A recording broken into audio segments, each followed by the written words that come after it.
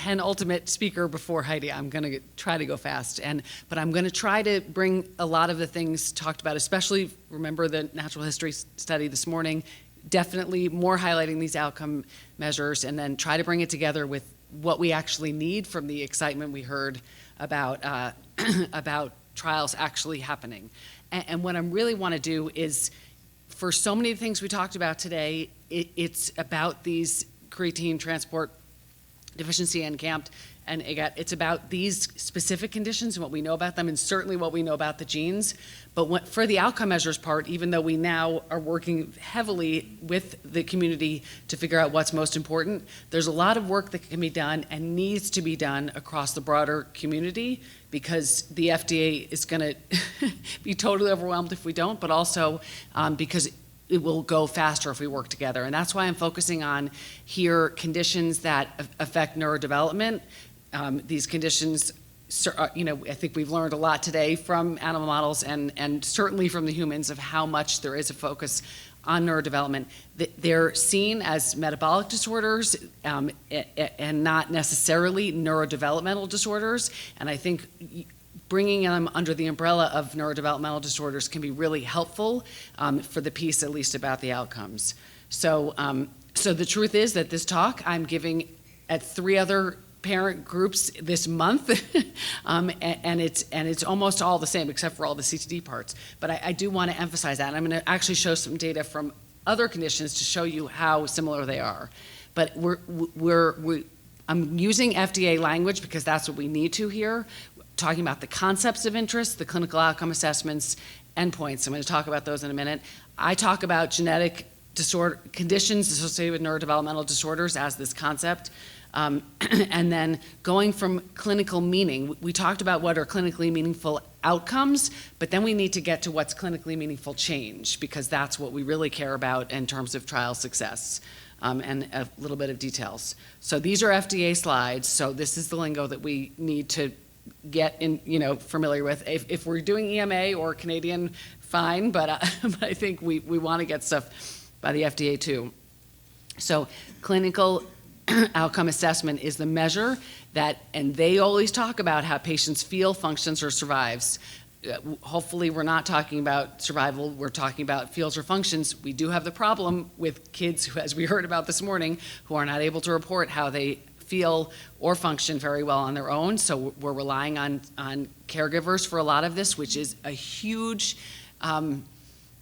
difficulty for the FDA to absorb. They really, really like the patient themselves to report on things. So we have to really make sure that we think about that. And so these are the measures, right? These are the actual assessments.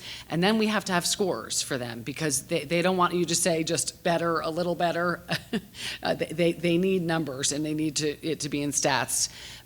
But then we're getting to the endpoint, and the endpoint is very different from the clinical outcome assessment, because the endpoint is what you're doing in a trial. And we heard today about even the mice, 3 months, 6 months, a year.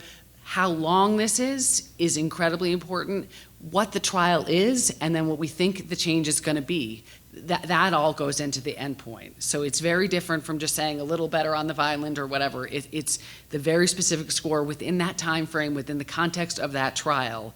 That's what they care about. Some more FDA stuff.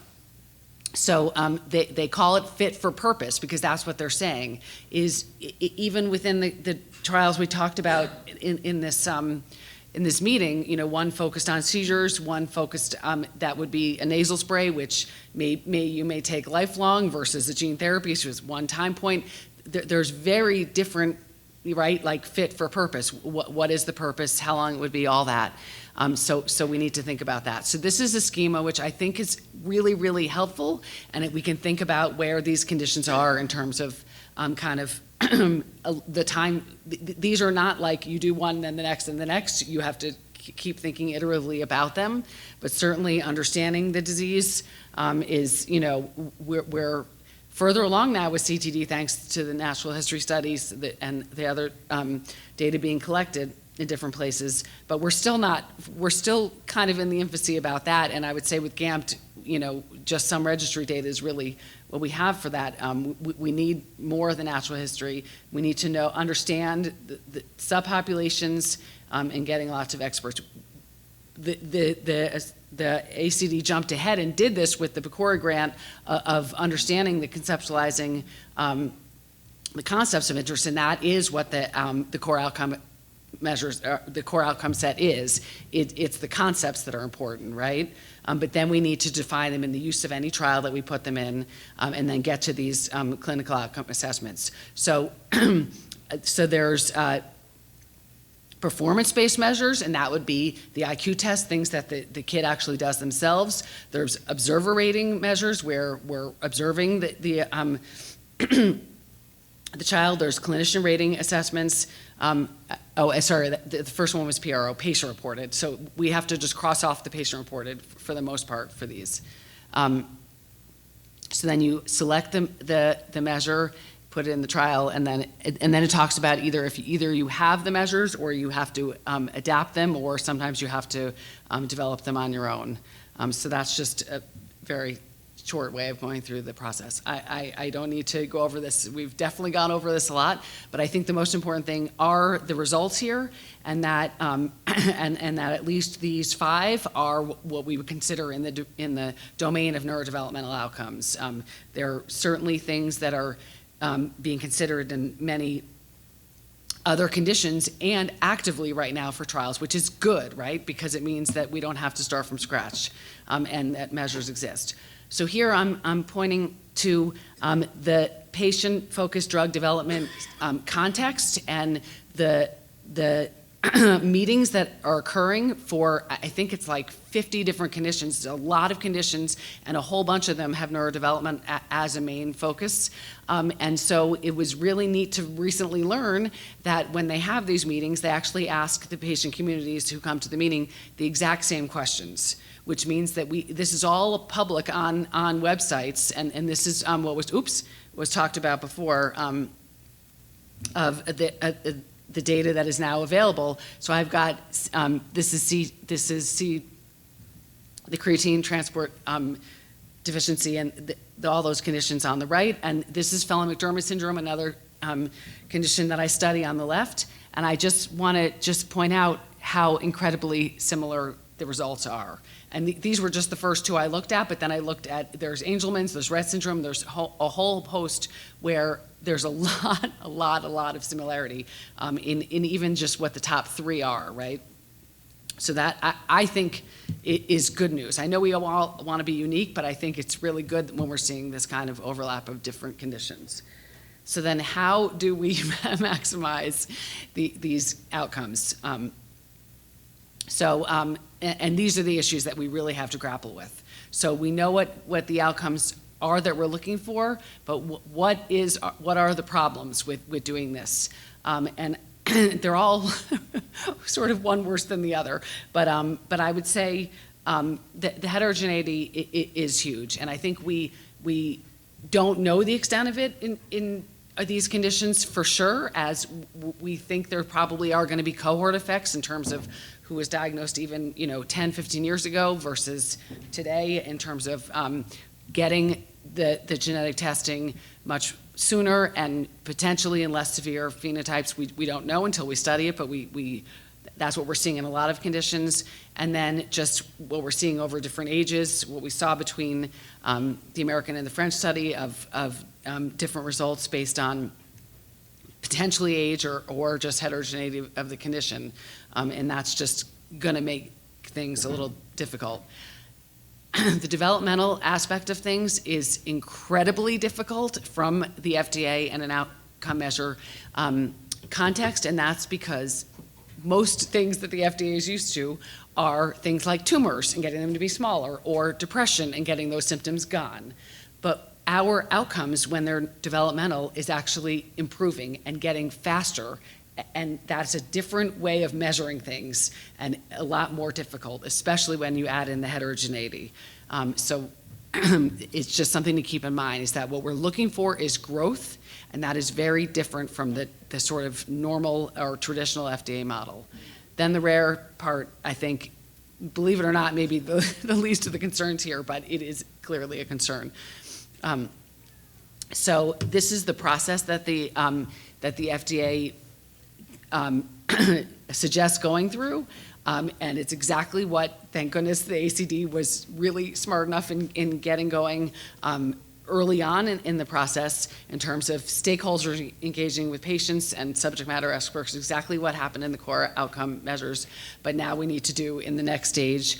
And I underlined here because it's not just identifying the clinically meaningful concepts, it's about the change. And that's the piece that I just want to focus on a little bit more as we go, is because the concepts we got, although they may still change as we learn more about the phenotype, the outcome measures, that's going to be hard, but how much change we need is really the piece that must come from the families and get established, or else, like we said, these, especially for gene therapy trials where they're going to be long ongoing, if we don't nail that down, we're going to be in trouble.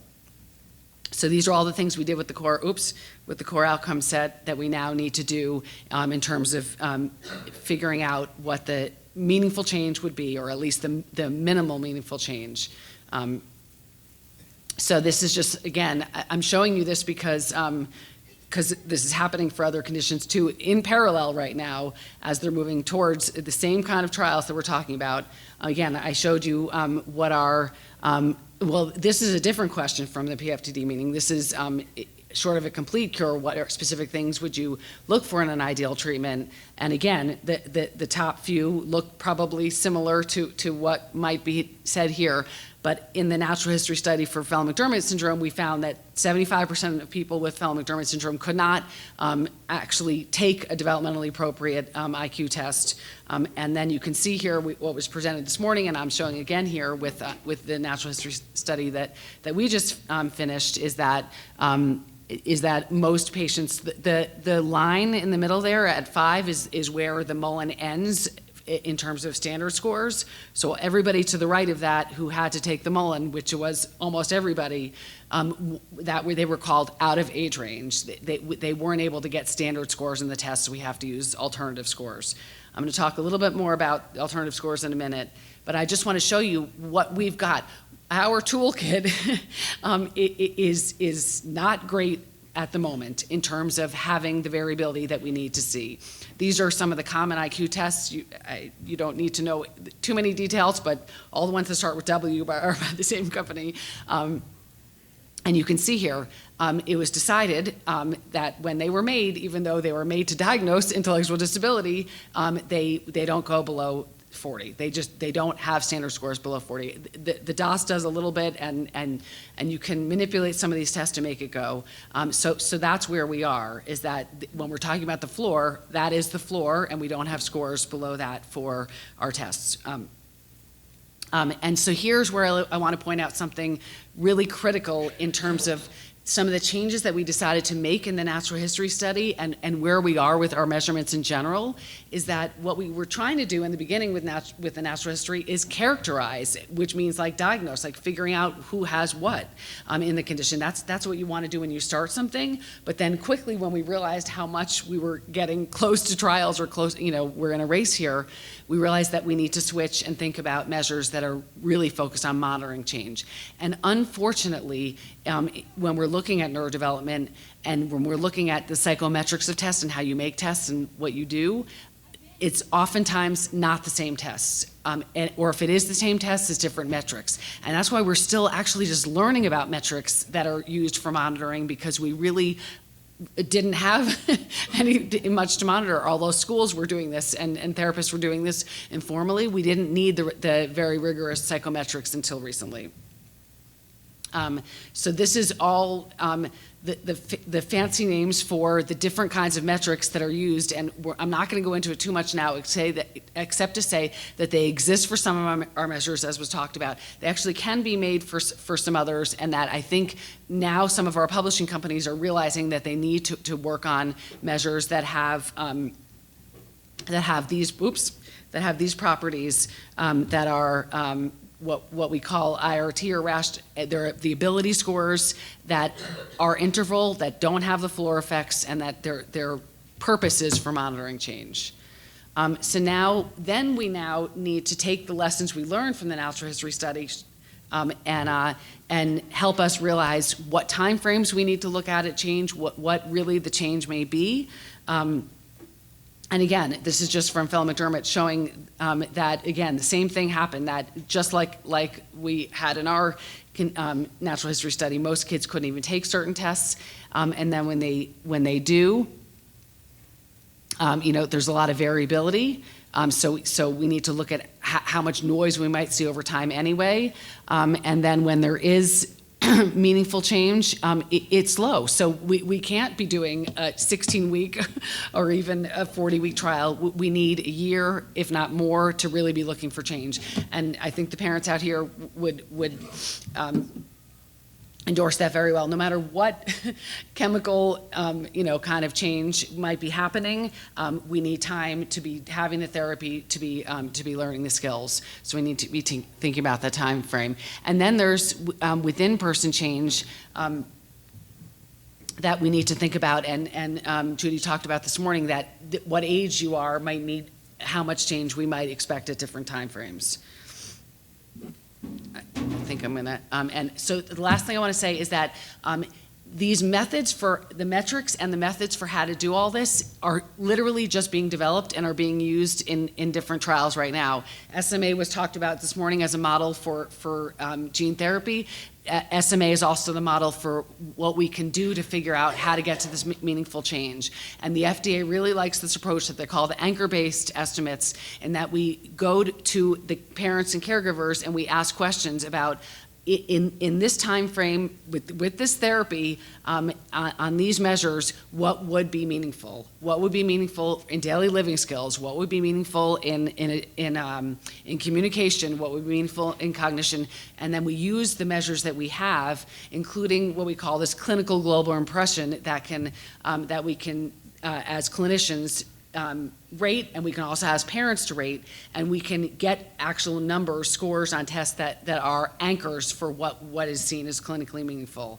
We're just learning how to use these methods right now, where we use semi-structured qualitative interviews, we do quantitative analysis of clinical trial data, including any open label or pilot data that we start with, and then again, the same Delphi method that we used for getting the core outcomes, the concepts we would use for the change. And this is being done right now in Angelman syndrome. So we're really lucky, actually, that some of these conditions are a little bit ahead, working out the kinks of these methods. And so there's my summary, is I just want to make sure that we realize that we've got the concepts and now we need to get to the measures and then how to establish the meaningful change. And the FDA really does have a lot of guidance that is not easy or light reading, but that we can use to tease apart, and as we work on the next grant, keep all these in mind. Thanks.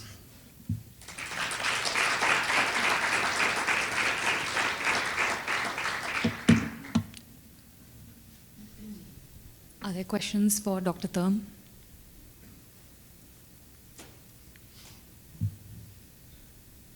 Maybe they'll come after that. And my question is very simple. You have seen the first 5 improvements that patient and clinician would like to see in this patient population.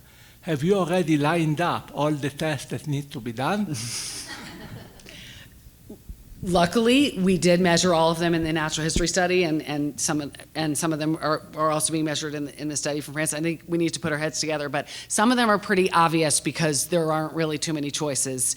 But we want to go through the process of having the caregivers give input, and I think it's not going to be so much about the test. It's going to be, like I said, about figuring out what the change is, and whether the tests really have the granularity that we need. But I think we're in good shape.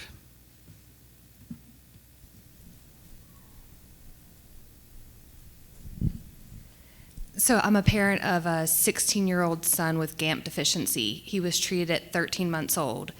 I have really good data from all his IEPs. I have IQ tests and things of that nature.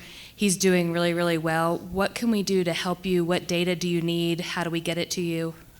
Yeah, I mean, I think the natural history study for GAMT that has come to the surface at this meeting, how we need to just get some data before these trials come into action. So I'm hoping to talk to Emily, and maybe we can get some of this in the registry. I mean, not every IEP page, but a summary of it, and then there's some questionnaires that I think could be helpful.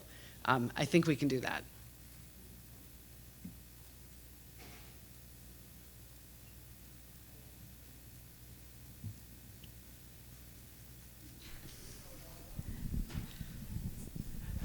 When the concept of meaningful change is described, is it a binary? Is it a scale? Is it a this would be meaningful, so something in this area is counts, or how is that usually measured? It's a minimal change in score. So it could be like a CGI change, or I mean, on this it was a few points on this scale. So this was a motor scale, and it was based on CGI and then 3 other scales. It was all rated to be about 3 or 4 points on a scale. That's that minimal frame within the time frame, as what you would set as, even in an open label trial, that would be success. Okay, that's super helpful. Yeah. All right. Responder. I have one question. I was wondering if you could provide some insight into, clinical trials and eventual approvals that have successfully sort of followed this entire paradigm for any rare disease. Rett syndrome just had one, where they used a measure that they had anchors alongside a CGI. That's the first one, the first neurodevelopmental that used a similar approach. And you think that paves the way for hopefully... The FDA publishes all of the data once something is approved, and they show things that they like and didn't like about that particular one. I think they're going to keep on upping the ante of what's needed. Okay.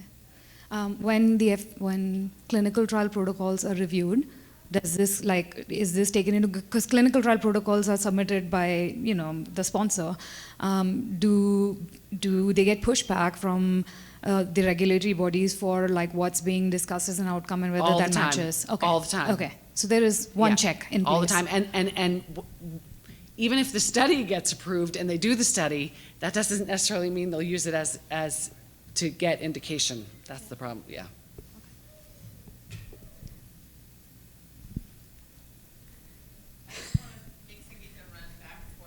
Of course. I can't beat Dr. Longo, though. I hadn't seen that before, and I'm embarrassed that I didn't know about it, but the FDA compendium of measures, is that something that would be worth having? It's not on this slide, it's a couple slides earlier. But have you, or has a group combed through that to see if there's anything that is relevant, or is that? Yeah. There's an organization called CPATH that is doing a lot of this work. I think that's what you might have seen, but yes.